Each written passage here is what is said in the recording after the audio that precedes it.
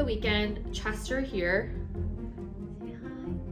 had a little bit of an episode with heat exhaustion.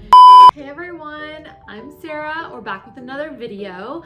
Today we are talking about heat stroke in bunnies. This is a very interesting topic and I have a lot to say. Hit the notification bell if you really like seeing us and you want to see more of our content and our videos. We make a lot of different videos. Hello. So before we do anything, please like, subscribe, and comment down below. We would really appreciate it. So this is my rabbit Chester. He is my boy rabbit. The other two are girls, and he's just a regular like brown rabbit. They don't really have a breed for him necessarily. Over the weekend, Chester here had a little bit of an episode with heat exhaustion. And I'm not really sure how he got it. He wasn't running around, he wasn't doing anything like crazy and exerting himself that made him too warm.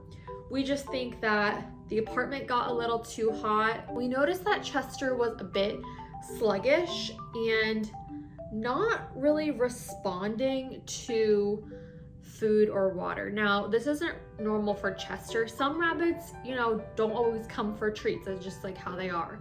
But Chester always comes for treats. So we first noticed that Chester wasn't coming to get his treat at night. And this was very off because Chester always comes to get his treat. And we also noticed that Chester was very floppy. Like he was just kind of laying down, and my friend even described it as he was melting like into the floor. And this was very odd because Chester he's not a big like floppy bunny. Like some rabbits are real big floppers or like always laying down. Chester isn't one of those bunnies. He's usually sitting up like in a bun loaf like this, or even sitting like on his hind legs. So that was another indication that maybe something was going on with him. Another big thing we noticed was his ears were really warm. That was like when some bells went off in my head saying, okay, maybe he's gotten overheated somehow and needs to go to the emergency room. We were trying to feed him water for a while. He wasn't drinking, he wasn't eating, like I said.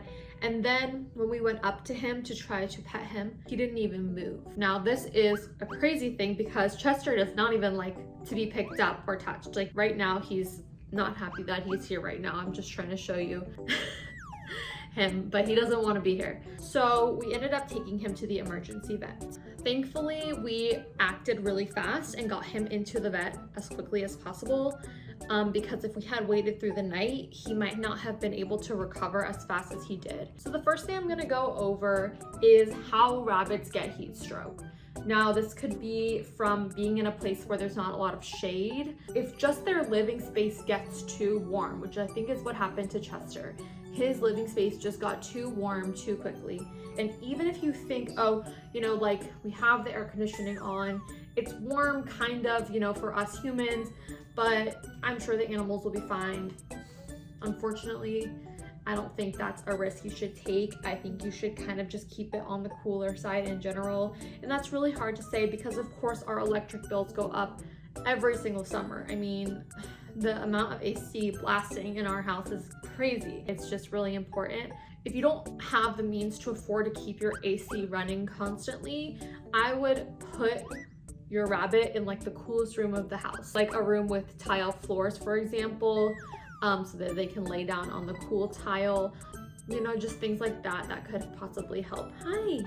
All right, so some signs of heat stroke would of course be red ears or really warm ears, like I said before.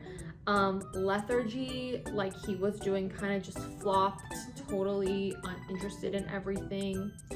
Rapid breathing. Now, my little guy was breathing very rapidly. His heart rate was obviously really high and he was shaking. All right, so rabbits have a hard time regulating their temperature because of their dense fur and the fact that they don't sweat, they don't pant like dogs. They have no way of helping cool themselves down. In the wild, they would go into their burrows and stay underground where it's cooler. And if your rabbit does start presenting these signs of heat stroke, you immediately start with first aid, and then you contact your vet to see if it is time to bring them in.